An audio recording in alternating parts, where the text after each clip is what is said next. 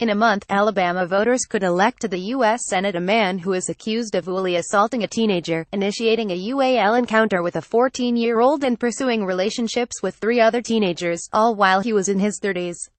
Alabama is no stranger with scandals. In April, their governor, Robert Bentley, resigned and pleaded guilty to charges related to using public resources to conceal an alleged extramarital affair with his former top aides.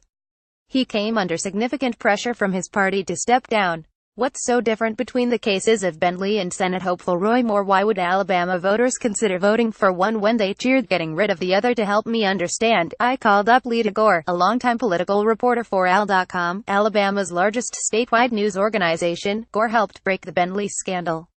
Our conversation has been edited for length and clarity. The fix. So, help me understand why Alabama had no hesitation getting rid of a governor accused of having an extramarital affair, but they might vote for a Senate candidate accused of ually assaulting or inappropriately touching teenagers. Alabama Gov. Robert Bentley announces his resignation in April. Reuters. Gore because there was a Republican waiting in the wings to take over for Bentley. That's the bottom line. Bentley wasn't up for re-election. He was term limited. His wife came out against him. That was the end. That did him in. When your sweet Southern grandmother comes out and has recorded you discussing groping your girlfriend, there is not a whole lot around that.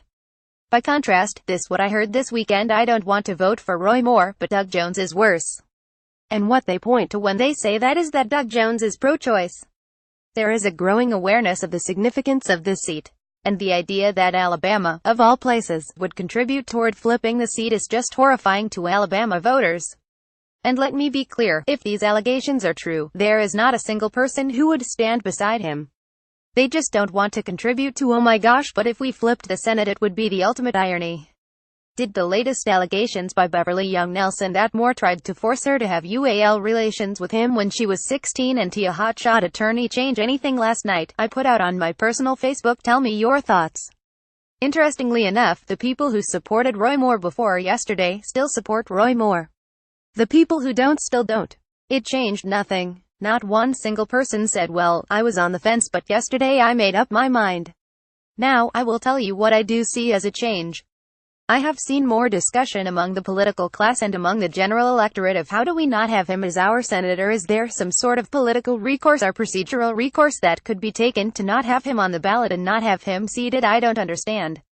They say they'll vote for Moore, but they want him off the ballot. Roy Moore on Sassy and wife Kayla on Sundance ride their horses to vote in September.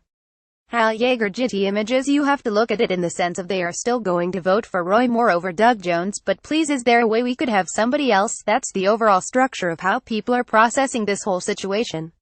I don't think anyone was just completely thrilled that Roy Moore or Luther Strange were our nominees. So there was always reservations. I heard a voter say don't think everyone was pro Roy Moore before all this happened. And I heard another person saying don't mistake people in Alabama's support you might see for Roy Moore as supporting Roy Moore, as much as it is not supporting the national media. Moore keeps bringing up the timing of these allegations to suggest it's a political conspiracy. Is that resonating with voters? Yes. It's not that anybody says Roy Moore is the perfect candidate. I don't know anyone who hasn't said this raises concerns for me. But at the same time, they will follow that with I have questions. They question, why now? Why did this come up now? This is like the presidential election again. Yes, it's the presidential race for most people. They're like, oh no, here we go. When Roy Moore stood on stage and pulled out the gun, and he was wearing the cowboy hat, and he rides to the polls on a horse, we roll our eyes, too.